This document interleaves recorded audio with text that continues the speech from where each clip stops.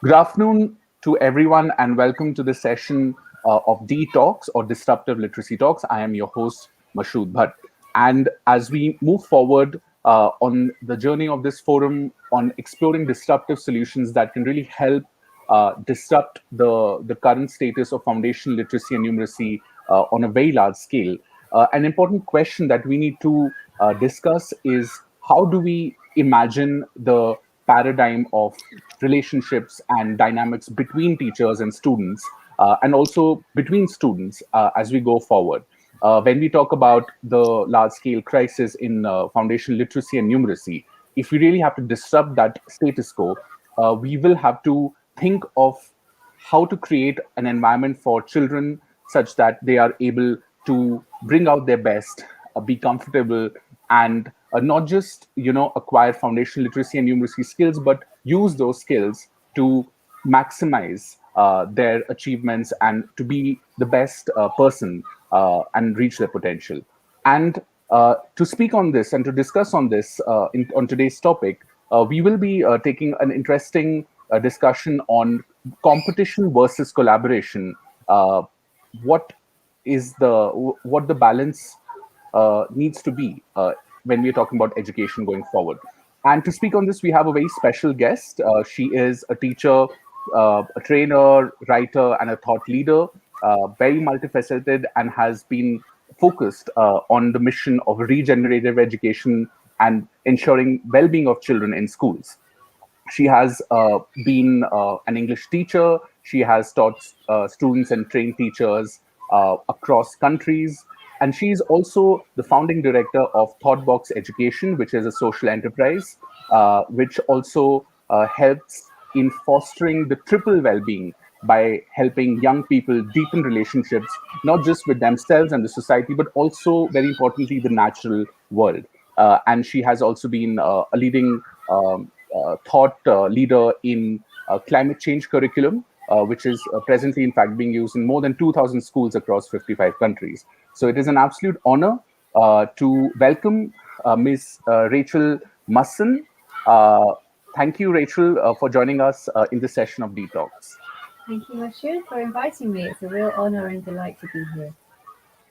So before we begin, Rachel, if you'd like to share with all our audience members as well as to what really motivated you to kind of start and lead this journey on social emotional well-being and climate. This is clearly something which is is very rare, and it's something which is very unique. So what made you go on this offbeat track, if I may say so? Thank you. Yes, I mean, I was just sharing to you before we started, it was an accidental journey that brought me here. But I was teaching for many years in mainstream education, and I was starting to feel very despondent at how so much of our education was seemingly hurting young people rather than helping them, making them feel that they had to compete. The mental health crises were growing in our schools. Teachers are feeling ever more overwhelmed. And what I was really feeling and noticing was this growing disconnect between ourselves, our emotional well-being, our social well-being, and the natural world in which we live. And I felt that somehow education plays such an important role in reconnecting, but at the same time, our quite archaic education systems seem to be disconnecting. And so I chose to leave the mainstream education in 2012, and I spent quite a few years exploring different educational frameworks. I'd always been an explorer myself. I'd lived in many different countries, but I spent time in particular in Nepal and in Tanzania in East Africa, and also traveled around different countries in the global south, as well as the global north, to really look at some of the positives and the negatives of our education system, and to really dig down into what we need to thrive. What do we need as individuals, as humans, as children, as teachers, to thrive and be well in a very rapidly changing world? And so I spent a lot of time studying and exploring what could be called sustainable education, education that supports the well-being of people and planet, because we cannot separate the two. We cannot be well if the planet is ill, and we actually need to be well to help the planet to be well. So this is the connection that I found. And I spent a lot of time doing this study, and then I started to develop a curriculum, a program to bring some of the skills that we need to support this holistic well-being into the classroom, whilst also exploring and discussing the big issues that are happening in the world around us. And as I was saying to you before we started, I just started sharing some of these ideas with some of my teacher friends in different countries and different schools to see what they thought, to see what the students thought. And they said, oh, they like this, let's have more. And then Thoughtbox was born very slowly but very carefully from this seed. Right. That's very interesting. That the journey started from under a mango tree, and it's kind of blossomed now and branched out into more than 55 countries. So that's very inspiring. Um, uh, like you mentioned that there was something which triggered you to kind of transition out from a mainstream school educator to someone who's working on this very important cause of socio-emotional development and the relationship of human beings with the environment as well. In your experience and in your assessment regarding socio-emotional development, what do you feel is the approach or the attitudes which our school education system has, including teachers, school heads, and even parents, towards the socio-emotional well-being of children? And did you see any differences as you travel across different countries towards this attitude towards socio-emotional well-being of kids? I think it's such an important question because one of the big pieces of research that I spent time doing was looking at the model of education and how when education was first designed, in the industrial era, it wasn't designed with our well-being at all in the kind of conversation. It was a factory line model of education that was trying to produce workers. And what we're trying to sort of look at now is how we can put well-being not just as an add-on in education, but at the heart of teaching and learning. And I think certainly after COVID or because of the lockdown and the global pandemic, there is a global awareness or awakening to the value and the significance of well-being in our education systems. And so I see across the world from all the schools and the communities that we know that well-being has to matter. However, I feel the problem comes in that our traditional education systems have not been designed for well-being to be at the heart. And well-being instead is being added on. It's become an add-on. It's become an extra. And what happens in those situations is it doesn't have a holistic framework. It doesn't find itself embedded across a school practice. It's almost like a lesson you teach after French and before geography or after science. And therefore it's decompartmentalized and it doesn't work. It's like sticking a plaster on a very large wound. But what I've seen in terms of innovative models is where well-being is part of the foundation of the school, or it's part of the foundation of the learning. And so the learning systems are designed with the teacher's well-being, the student's well-being, the parents' well-being, the community well-being, and the planet's well-being as a part of the design. And one of the main reasons I left the mainstream is because I actually stopped believing in the mainstream education. And I recognized we need to have radical change. But I decided to come back into the mainstream to support radical change from within, rather than start something completely different in exterior. Because I think what we need is a vision of what can be, but also we need to work with what is. And I call it the bridge work, moving from where we are at to where we need to go, and trying to support schools in that transition. But I think it's the most important question you asked there, Rashid, is how to bring that well-being, social emotional well-being into school. Right, and that's very interesting. Where you're bringing in, how the school education system was modeled around the economic system of and a rapidly industrializing society. Starting with Europe and then other countries followed suit as well.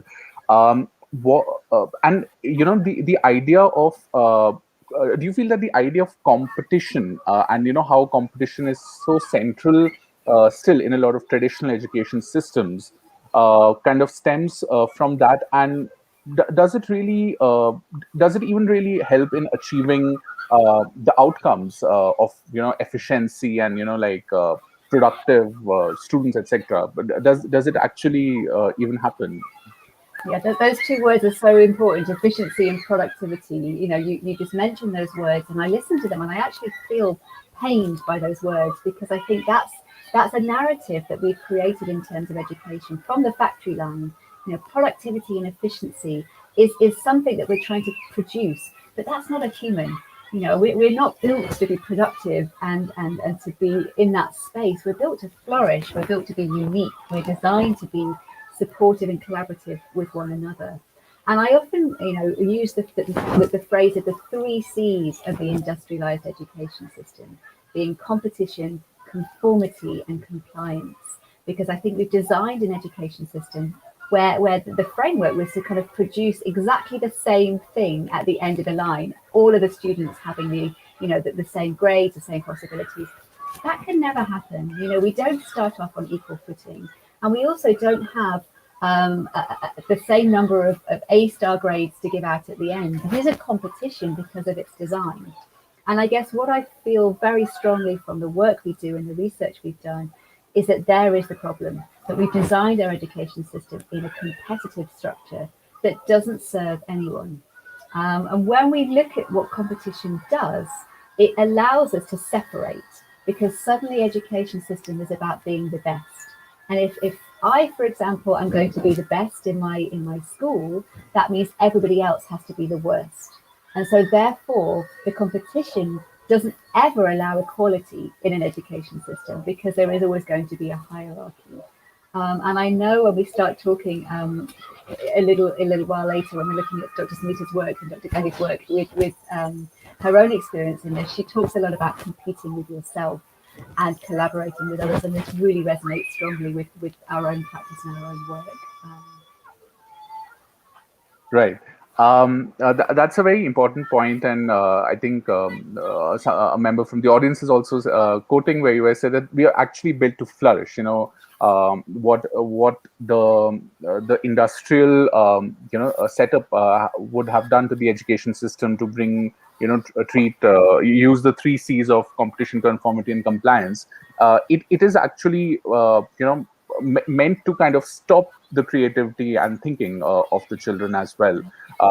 And that we feel here at Global Dream as well has been a significant challenge when you're telling students what to do and not encouraging them to think. They do become the learning just stops, and that's true for any age group as well. When we talk about the major challenges of mental health, and like you did mention how the pandemic has caused it's caused a lot of trauma for children as well.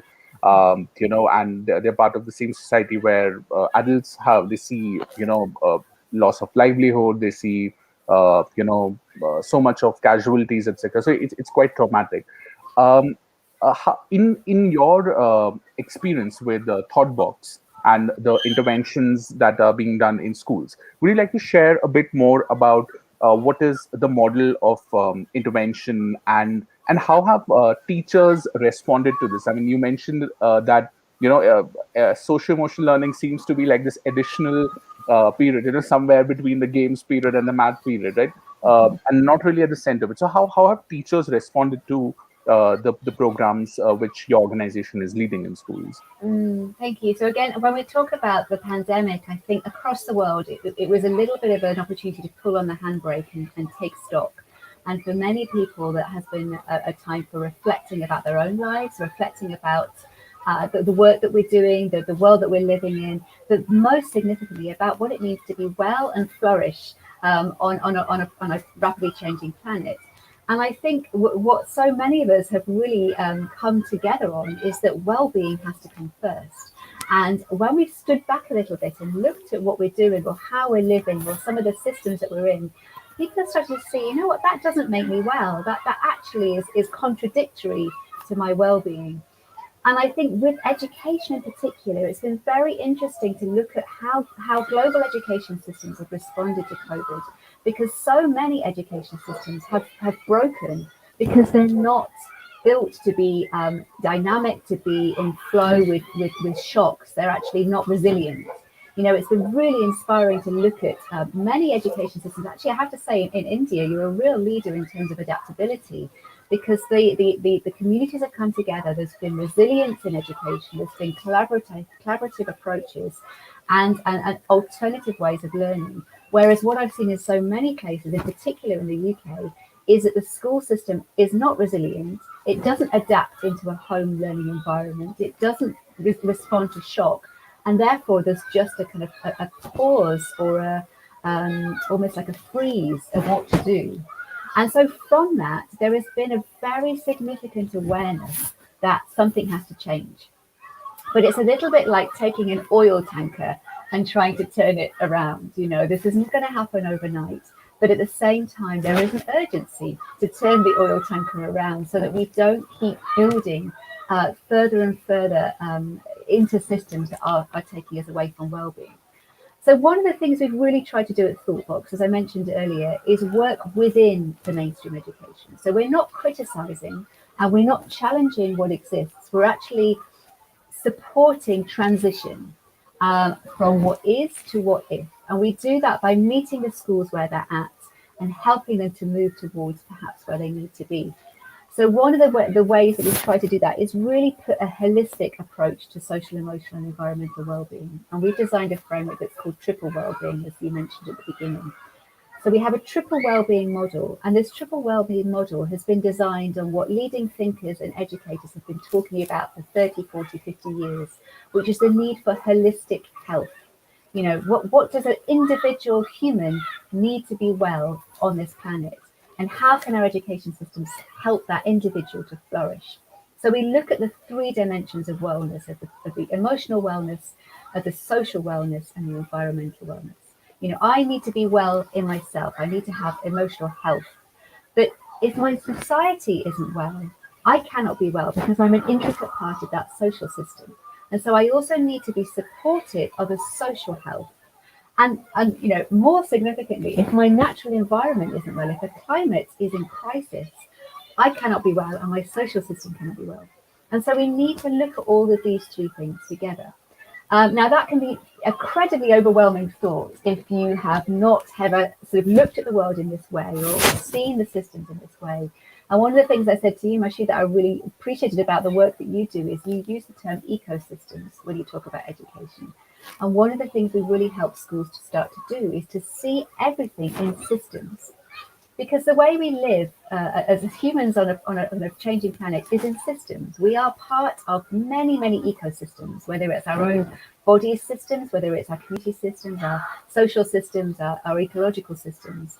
And so if we start to help young people and teachers to think in systems and to understand that for one system to be well, that helps wider systems to be well, it's a very natural way of supporting flourishing. And we look a lot with schools at what happens if you encourage one individual to be well, how that can help the entire class to be well, and that can support, a healthier system within. So we have our triple wellbeing framework, and we've designed it so that schools can bring in lessons and discussions and practices directly into the classroom that are nurturing the skills to support triple wellbeing. And the core skills that we use are critical thinking, systems thinking, and empathy building, to see that this is the foundation for connection to ourselves, connection to others, and connection to the rest of the natural world. That was a long answer. I apologize. Right. No, no, absolutely not. I think it's very interesting, and like you also said, it's very challenging. Can be potentially overwhelming for people, especially teachers who haven't never thought about education as a complete system. You know, because we a lot of traditional education systems are there are there's a linear thought to it, and it seems like if there's a curriculum, there are textbooks, there are uh, time limits to the different periods that you have, and going around it seems to be like a risk which not many teachers are able most teachers are actually not able to take, or they are kind of uh, uh, a bit suspicious about it, or more than suspicious, it's also about, the incentive structures that teachers often don't have a lot of risk incentive to take risks. Hmm. um, my question to you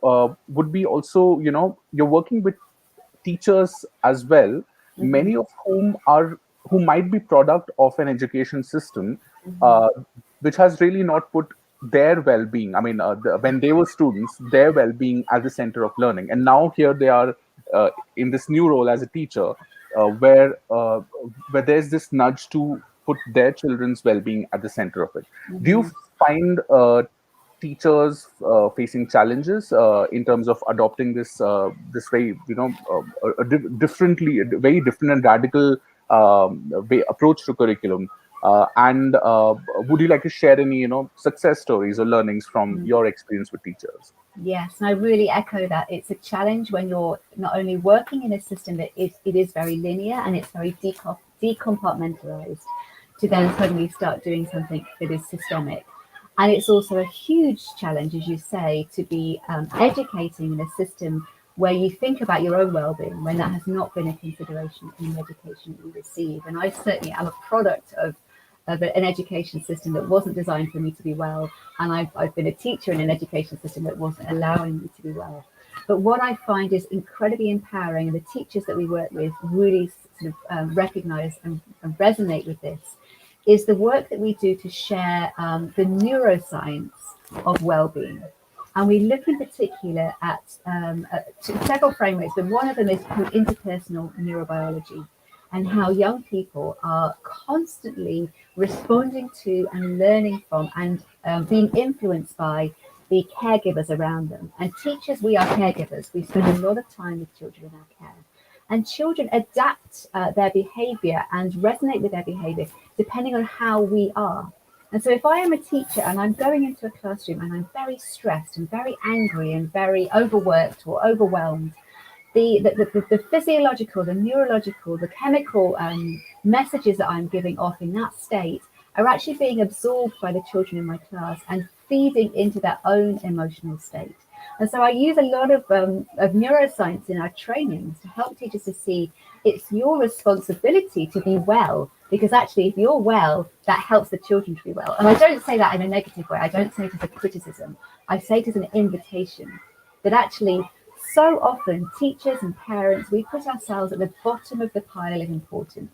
We think that everybody else's well-being is more important, and we feel that we've got to support children first, we've got to support our family first, we've got to support everyone first, and I come last.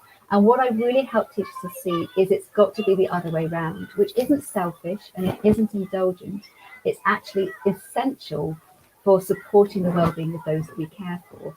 And it's a little bit like the phrase that is used on aeroplanes when they teach you what to do if there's an accident. They say you put your oxygen mask on first before you help other people. And it's exactly the same phrase. If we're going to be supporting the well-being of the children we work with, our own well-being has to come first. But the challenge is, as you said, that is incredibly difficult when the system perhaps isn't helping that. And then very challenging when we've not been given that permission before. So again, what we see in terms of success stories is what happens when you help teachers to understand that this isn't just a nice idea.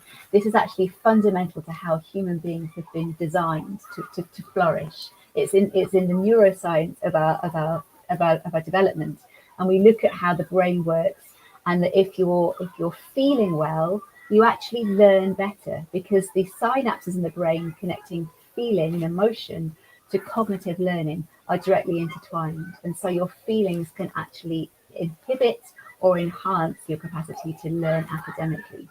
So we use neuroscience to help almost give permission for teachers to put well-being as importance. And then we share very simple strategies for how you can continue teaching in a mainstream system, in a compartmentalized system, but bring in very small but very significant practices into your daily teaching that start to change the relationship of the classroom that you're in, so that the children feel that they're being supported in their well-being, that you are being supported in your well-being, and that little ecosystem starts to flourish and to thrive. Because one thing you sort of touched on a little bit earlier, and I joke about this a lot, is that the industrial education system did not welcome the humanity of human beings. And actually, our emotional and social well-being is a terrific inconvenience to the education system. It gets in the way of our conformity, our compliance, and our competition. But we cannot ignore it, because we will never be well and we will never flourish until we put our holistic well-being at the heart of teaching and learning. Hmm.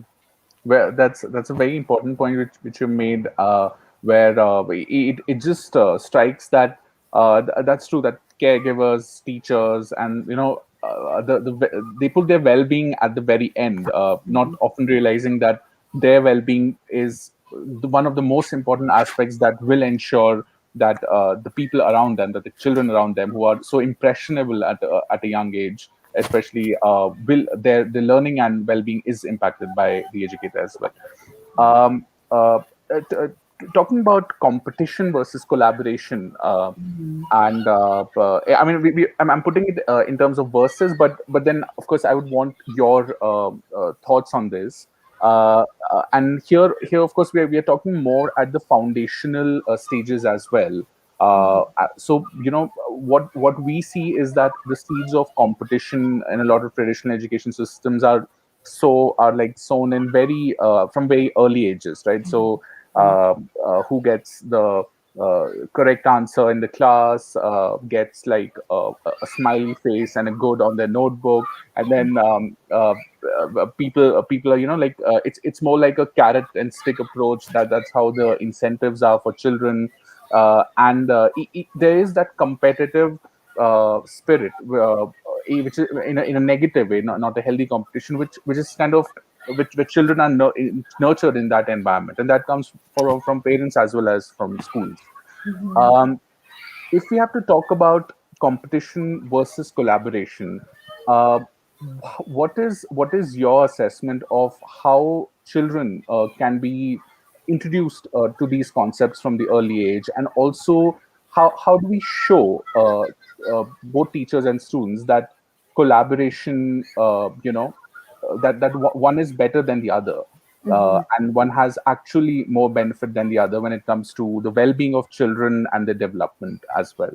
So your thoughts on this? Yes, and I'm going to, if you will let me, I'm going to use an analogy that I've used before in a couple of talks and conversations, that's connected to two television shows. And so bear with me while I explain how this analogy works. One of the television shows is something that was very popular in the UK, and I know that there are many countries that have their own version, and it's called Pop Idol. And I'm sure that you may have your own version of Pop Idol. And in this television show, individuals compete with each other to be the best singer in their country. And they have this need to be, developing their own qualities as a singer, but they want to be the best. And it's a competition, and the only person that wins is the best, and everybody else has to lose for that person to win. The other TV show that I want to reference was a television show that was very popular in the UK about 7 years ago, and it was called The Choir. And in this television show, lots of people came together that had no experience of singing to enter a competition with other people around the country to be the best choir. And to be the best choir, every single individual in that choir had to be their best, but they were only going to be the best when they were singing together in harmony, at the same pitch, at the same time, in sync. So I, as an individual in that choir, was not competing with anybody but myself. But by competing with myself, I was being the best that I could be. And the best that I could be helped the others in the choir to be the best that they can be, to allow us as a whole to be successful. And I use those two models as an example of where we need to see collaboration and where we need to see competition. Because in the Pop Idol model, for the one person to win, everybody else has to lose. And the success of that one person is only reliant on the failure of every single other person in that room, in that competition. Whereas in the choir model, the success of the choir is fundamentally reliant on the success of every single individual. And so I use those as a kind of simple way of looking at competition and collaboration. But I also want to stand a little bit further back and also look towards natural systems, because Whether we choose to like it or not, human beings are just one species on the diverse planet that we live, and we follow the same patterns that we see in nature. And when we look at natural systems, there is a healthy competition for an individual to grow, but as part of a collective ecosystem. And none of us can function or flourish without the ecosystems within which we live. And so there's an important recognition of where competition fits, but how collaboration is the key to thriving. And I sometimes joke about the idea, well, it's not a joke really, I provoke with the idea that independence is a fallacy. There is no such thing as independence. We actually we see this as a sign of success. And we tell children from a very early age that if you do really well, you'll be independent. But there's no such thing as independence. I can have my own house or my own job or my own car, but I haven't made the car that I drive. I didn't build the house that I live in. I don't grow the food that I eat. I'm fundamentally reliant on the people and the communities and the systems around me. So bringing this back to the education system and back into the classroom, the healthy competition exists when it's a competition with yourself, as Dr. Gandhi uses in her own work, and it's a collaboration with others. Because for me to be doing my best, I just need to get myself better than I was yesterday and move myself into that space of healthy competition. But I need the support and the connection with all of those around me to help me to thrive, because I will not be able to thrive without that community around me. I don't know whether that answers the question, because I know I've gone off on quite a long tangent in my response. A very very interesting analogy with the shows which you mentioned, the choir model, and I think here at this will be the best time to invite Dr. Sunita Gandhi herself, who is the convener here at Detox, but has in her research paid a special focus and a special passion for competing with yourself, and has looked at competition from a scientist's point of view. So, Dr. Gandhi, your thoughts on competition versus collaboration, and what were your findings in your research with competing with yourself as well, if you'd like to share. Well, actually, I am quite intrigued by what Rachel Musson has been sharing with us. And, uh, the thoughts are very parallel. And I'm quite intrigued by the idea of thought box because it actually makes you think. And one of the things that I was worrying about in Iceland, I managed to win the bid to run Iceland's first two charter schools and curiously. And I was wondering at the time how, in a class of even as few as 28 children, 24 children, how can we help every child maximize their potential? And forget about 120 children in a class. How would you do that there? But I was privy to schools in Africa, and I've been to Tanzania, by the way, as well. So I worked for the World Bank at some point. So anyway, the point is that it's not possible with the old paradigm. The old paradigm was designed for a different time and place, and I so echo with you what you've been saying about the same. That we need to design a curriculum around well-being, and I really like the idea of the three triple well-being you're talking about. Well-being of the self, which is really the starting point of all well-being. Well-being of society, which is very, very necessary because you're part of the society, you must nourish and take nourishment from the society. And third being your well-being of environment, because without it we are not there. And so I take lessons from you, Rachel. It's been really, really amazing to hear you. And I'd like to say that that's where all things begin with a question. So the question was, can you have these children all maximize their learning? And so the answer is not if they compete with others, only if they compete with themselves. So that's possibly the real outcome of my work, 15 years in Iceland, UK, and India. And a lot of research is missing on that front. I mean, it is assumed and taken for granted that, of course, they will compete. Of course, they'll get the report cards they normally do. We don't realize in what ways we are damaging the future of society and of the children, and the reverse would be so awesome for their well-being. I don't need to compete with anyone to learn. I can learn so much more when I'm not under that pressure, and I can realize more of my potential. I can drive myself, I can be intrinsically motivated, and so many things. So I think that this is parallel thinking, and you've obviously created a curriculum around it. And I think, set of books and materials and teacher training. And I'd love to know how that works. And I think for our audience as much, they'd like to see what Thoughtbox is actually doing to make this possible. So maybe that's my question to you as a discussant. What do you think is going on with you and your work? Thank you, Dr. Sunita. And again, it's a real privilege to sort of explore these ideas with you, because your research is so significant and so vital in this area. And I think, this is the time for a paradigm shift in our education systems. I'm starting to see more and more schools knocking on our door at Thoughtbox. We've been knocking on their doors for a long time saying, I think you could try this. And since COVID and actually the climate crisis growing, people have started to turn around and say, actually, I think we need this. So there is a good shift to start to rehumanize our education system. And one of the things really that we've really tried to do with Thoughtbox is to make this easy. I recognize from my own experience of teaching that teachers are so busy. We're very overworked and underpaid, and we have very little time to be stepping back and thinking about innovative ways of doing this. So we design programs that are ready to teach. But I use the word teach almost with inverted commas around it, because the primary thing that I really want to reiterate with Thoughtbox is that there is no correct answer.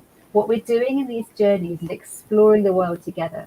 And we invite teachers to enter the curriculum with a learner's mind. The teacher's job isn't to teach the curriculum.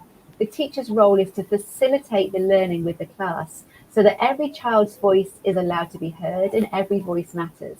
And so the minute you have that as a foundation for the lesson, the relationship in the classroom changes and the dynamic changes, and there is a sense of equality and learning that can happen in those spaces. So we've designed curriculum which are all discussion based and exploratory. And we have questions to allow children to think, to explore, to discuss, to change their minds, to update their learning if that is necessary, and to find out, so that they're exploring the world, but also exploring themselves and exploring their local community. We design curriculum to respond to and address the big issues happening in our lives and in our futures.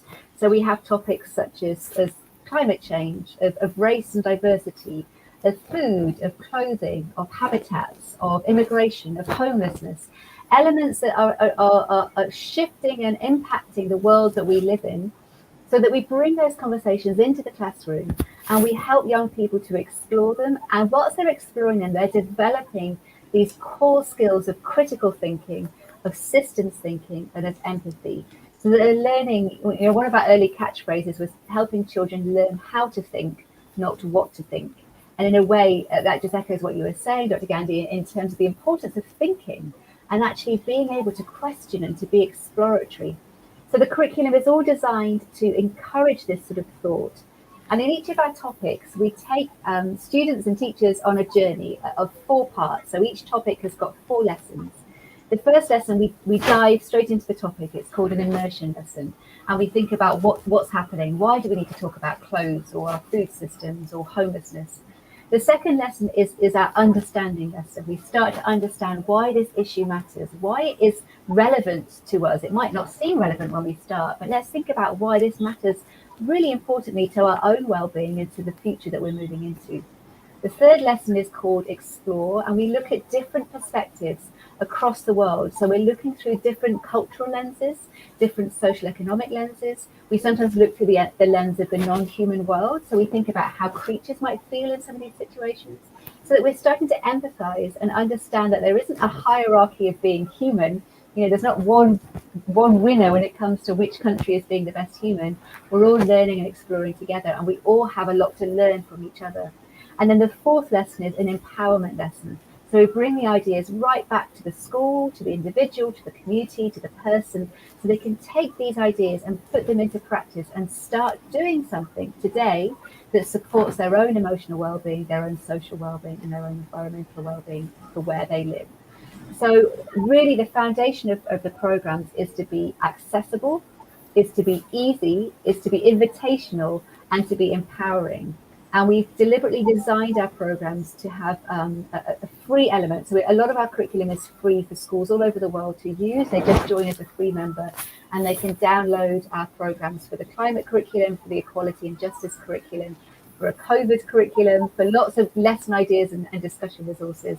And then we also have a membership community with further resources, just because we're a social enterprise and we need to fund our own work in that space.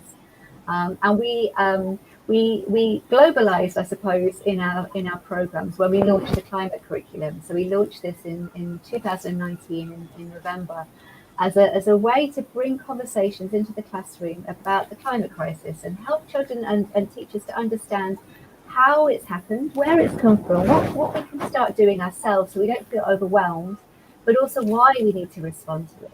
And because this is one of our free programs, it was downloaded, very quickly, and it's now being used by over 2,000 schools in 56 countries, I think it is now. Because the issues that we face in Thoughtbox and we explore are human issues. They're not British issues or a particular cultural issue. They're human issues. And we've deliberately designed all of the programs to be relevant and resonant to different cultures, different communities, different contexts, so that it can be adapted and responded to wherever the students and the teachers are. And we really also wish to be constantly learning from and with the communities that we work with. So as I said, there's no hierarchy of knowledge in this space. We're learning together and we're exploring together. And in my own experience, I have learnt and unlearned so much with every conversation I meet, with every educator, every student, every child I've met in all the different countries I've worked in. And so we also really try and encourage a sense of collaborative learning in our community, so that we're actually learning with each other. And I was saying to Rashid before we started, I learned such a lot from the Indian education system and the innovative pioneers that you have in your own communities.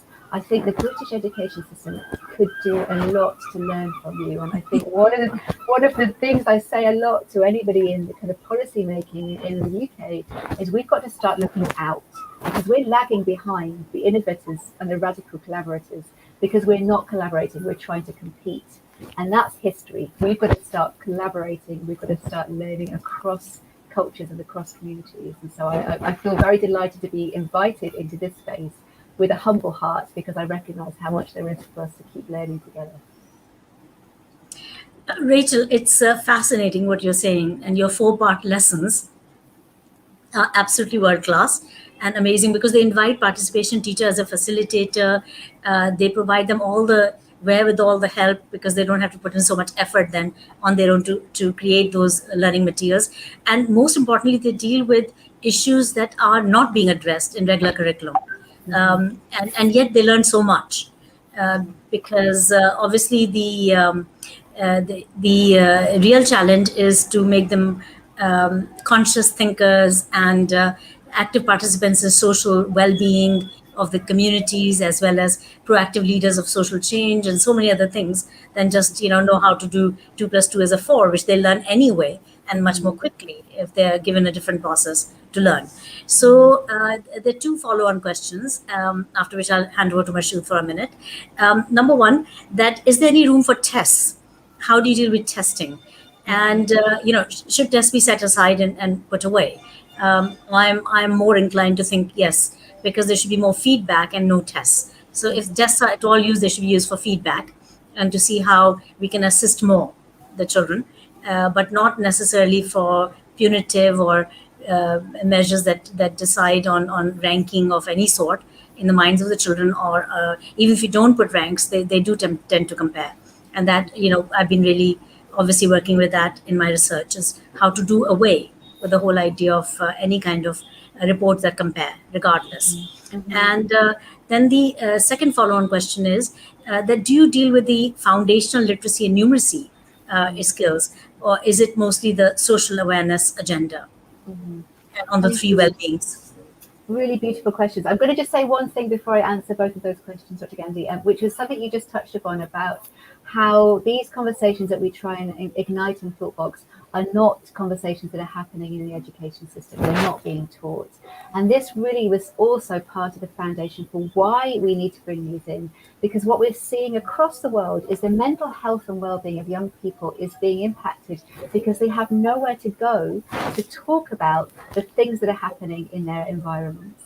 Because these things are happening and young people are facing them and they're seeing them and they're experiencing them. But there's nowhere for them to go to talk about them or learn about them or explore them. And so that's actually having a negative impact on the health and well-being of their own social emotional state, which is why we bring these difficult conversations into the classroom space. The two questions are really poignant because actually what we're really helping schools to look at is the value of Thoughtbox in a mainstream system that's all about assessment, testing, a hierarchy of knowledge. I totally agree with you. I feel that the testing system is part of the fundamental problem of our education system because it's a competitive zero-sum game because we're competing with everybody else to achieve nothing. There's never a prize for being the best human, but we still have these ideas that if you keep going on a linear level, you'll suddenly be at the top of the pile. However, I do feel there is room for personal growth. And what I would sort of look at in terms of supporting schools with pinpointing growth is having moments of reflection. And we use storytelling for this idea. So how have you responded to this? And then come back again in a year's time and think, okay, what did you think then? Let's look at how much you've grown and you've changed in that 1 year.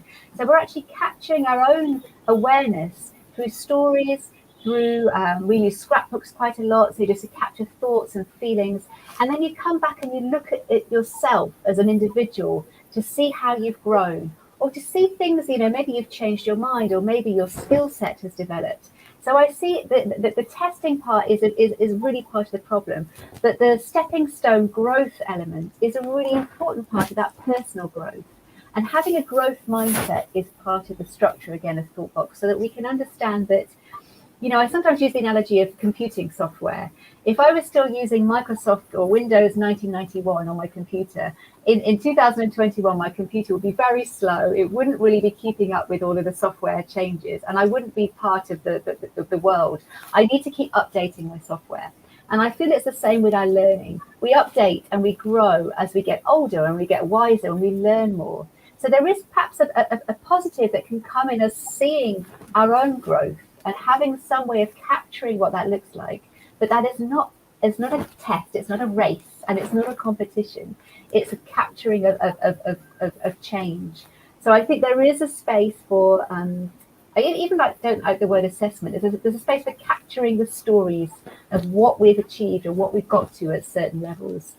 In terms of literacy and numeracy, now I was an English teacher for most of my career, and so for me, the value of communication is incredibly important. And I think helping young people to communicate orally, hourly, and through writing is really empowering. It's such an empowering skill to be able to have that capacity to communicate, and it's a gift, I think, that we can pass on to each other. I feel sometimes we put literacy and numeracy as the most valuable separate part of education, rather than bringing them into the rest of the learning. And so because of Thoughtbox being a discussive curriculum and a creative curriculum, the communication element is the foundation there, which is a core part of literacy. And the numeracy element just comes in naturally because we're looking at systems, we're looking at working as part of communities. And so we're always thinking about, how we connect and what those connections are.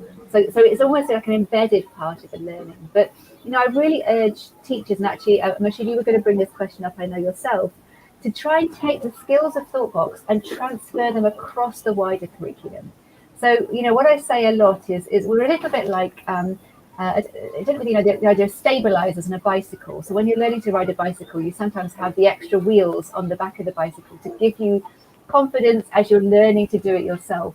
And I say Thoughtbox is like the stabilizers, practice these skills of critical thinking and empathy and systems thinking with the Thoughtbox lessons, but start to bring them into the mathematics lesson or into the geography lesson or into the science lesson or the sports lesson, because these are life skills. They're not Thoughtbox skills. These are skills for long-term health and well-being. So the more we can try and integrate these practices across the curriculum, the stronger and the more holistic our well-being practices will be. And so when it comes to literacy and numeracy, I say the same thing. Literacy and numeracy should not just be separated subjects. They should be skills that are integrated across all of the learning modules. And the education systems that I see flourishing the most are those where you have project-based learning, collaborative learning, learning that is directly linked to life. So it's not just learning to pass an exam, it's learning to flourish in the communities and the world in which we live, which I know from charter schools, and I haven't explored your schools, Martin, but I can guarantee that that's a foundational part of frameworks there. Right. Thank you. Yeah, yeah, yes, Dr. Gant, please go ahead. No, just saying that early on, like children need to learn their fundamentals, but how can they be taught in a holistic context, like, as you are mentioning? For example, they need to know number sense and so many things early on, because we are grappling with that actually at the world level with the Sustainable Development Goals 4.0, and so before we can do anything the children can read for themselves and participate and collaborate, they need to have certain basic fundamentals in place, like the number sense, or even the ability to read. So we've been working with that a little bit, and I think Mashood can also perhaps share at some point. But we are actually running low on time, so maybe we'll share it offline. But yeah, but there is, but we were hoping that somewhere along the way that we can use your ideas and combine them with ours, and figure out a way to reach out those underprivileged children in particular who need to know the basics of learning. Yes, By and I simple. agree. Very much. They're almost like the building blocks they're the foundations, aren't they, Yes, for learning? And yes, if you have those as your foundations from an early age, everything else kind of comes from that. And the thing right. I come back to a lot, and I'll just really quickly say this because I know we're short on time, is children love to learn. In any culture, in any language, one of the first words that children learn and hold on to is why. They are curious by design, or we are curious by No design. doubt. And so I think if we can encourage that curiosity, children learn very quickly, and keeping that wide open wonder for learning is part of, I think, a gift for educators to give to children, so that we keep that learner's mindset all the way up until the end of our lives. Bang on. Thank you, Rachel and Dr. Gandhi for these very wonderful perspectives on competition, collaboration, and I think some members from the audience also are kind of resonating with what you mentioned. Sumita Bhatt is saying that bettering yourself each single moment will make you evolve as an individual, and I think evolve or evolution, that is the natural drive of human beings. So that it kind of resonates with what Dr. Gandhi said about competing with yourself. What is the next best you can be for yourself? I think here we also have a comment from Shilpi Pandey, who said, I think, yeah, who's kind of reiterating what Rachel said about that we are built to flourish, and it's a wonderful truth indeed. And that's something which really, when we are trying to reimagine, when we are talking about meeting these SDG 4 goals, at times it's really, it's not just about literacy, numeracy, and how many people know adding numbers and reading words, etc., but it's really about how we can completely can we shift to a new paradigm where we have a relationship with ourselves which is sustainable with the ones around us, and also with the world we live in, right? So it is really at a paradigm level, do we have to address the challenges when it comes to education. I think one last question which I would like to put to Rachel is specifically talking about climate and the environment. And I think COVID pandemic has shown how vulnerable and fragile the relationship between human beings and their natural environment is. And it's it's of course raised a lot of philosophical questions about sustainability, and about there's a lot of discussion on that. So going ahead, as someone, you feel, as an educator, in terms of how can education systems really help children to kind of understand the very central role of the environment and climate right at the center of it. And of course, right now we have the pandemic, so there's a lot of examples which we can give. But when we talk about something like climate change, right, which is already having disastrous consequences, but also is, there is a dead end uh, in the future if you don't act, which the children can't see right now, right? uh, how do we ensure that children are sensitized about it, and they really kind of become problem solvers to stop the environmental disasters that are looming in front of us? Thank you, and it's such an important question. Apologies as well if there's a lot of noise. The children in the primary school it's where I live are outside playing the drums, so I'm hoping you can still hear It's me. so I think it's adding a very nice background music It is, to yeah. this, children playing. Absolutely. Children playing outside, doing what they should do. It's a really vital question, and one really the thing I share a lot when I'm talking about the climate crisis is that one of the reasons we're in this crisis is that we've competed against the natural environments. Humans have competed against the ecosystems in which we live and which we need to flourish. We designed our social systems so that we extract, we pollute, we are living not in collaboration with the natural world, but we're living in dominance of. And the recognition is that that doesn't work and that will never work, and we will always lose if we do that. And so it starts with this humility, if you like, of understanding that what we've done in our kind of evolution, many of us, is separated from that sense of being part of the natural world. So what we really help young people to do is to reconnect. And actually, I don't even need to use the word re, because children are naturally, innately connected to the natural environment. Children love to have fingers in the dirt and explore things, under trees and animals, and have that natural connection. What we need to do is keep that alive so that children can see the fundamental need and to have a healthy relationship with the natural world, but also to find ways to respond to the climate crisis that are empowering rather than overwhelming. And we speak a lot at Thoughtbox about eco-anxiety, which is a phrase that's been coined to explain how so many young people are feeling paralyzed with anxiety or overwhelm or uncertainty when looking at the state of the climate and thinking about how it's going to impact their futures. And when you look at the big picture, it feels overwhelmingly complex. It feels too much, too big. And young people are starting to kind of grow in their mental health crisis because of this. But what we really help young people to do is help them firstly to understand that they care, which is why they feel so anxious. And that's a really positive thing. That emotion is really powerful because they desperately want to have a healthy planet. So don't be afraid of feeling anxious, but let's turn that anxiety into action. Let's find something we can do on an individual level right now that feels we are part of creating healthy systems. And again, we really use the idea of how to teach systems thinking so that children can see that one person can make a huge difference to a local community or a local action, because one person has a ripple effect on other systems around them. And so, yeah, help children to connect to the natural world, be a part of the natural world, and respond through empowerment to the crisis that's growing around them, so that they recognise their own role in helping themselves, their societies, and their natural environments to flourish. Hmm. Great. Thank you so much, Rachel, for really, bringing in like a very refreshing perspective to the detox here.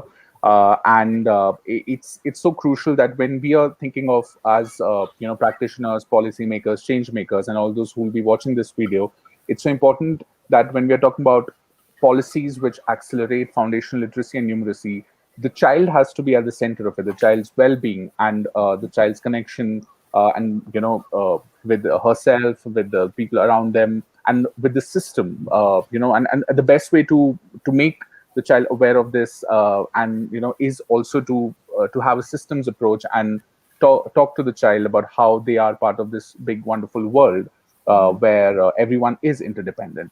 Mm-hmm. So thank you once again, Rachel, for your time, for your wonderful ideas. Thank you, Dr. Sunita Gandhi, for joining us with your perspectives with Compete with Yourself and your questions. And to all those who are joining us live and who will be watching this video, thank you for being part of the Detox movement. And we'll see you tomorrow in the next Detox.